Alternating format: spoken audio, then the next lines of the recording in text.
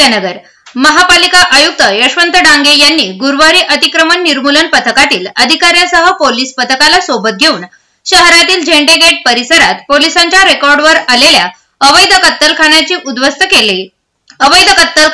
उद्ध्वस्त केले।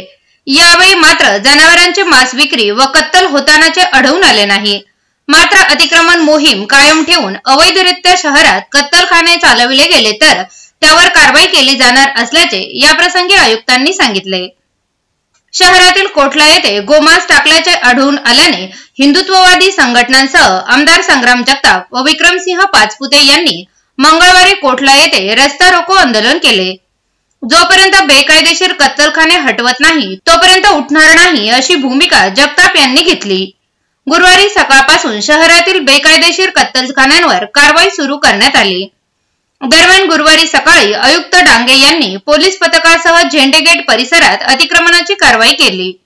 झेंडे गेट येथे गेल्या वर्षभरात पोलिसांनी अवैध कत्तलखान्यांवर कारवाई केली होती। तसेच काही कत्तलखाने पोलिसांच्या रेकॉर्डला होते। अशा ठिकाणाची आयुक्तांनी माहिती घेत त्या ठिकाणी पाहणी केली, अतिक्रमण उद्ध्वस्त केले। मात्र यावेळी मोठ्या प्रमाणात पोलीस बंदोबस्त व महानगरपालिकेचे कर्मचारी अधिकारी उपस्थित होते। ही कारवाई अशीच चालू राहणार असे आयुक्तांनी सांगितले।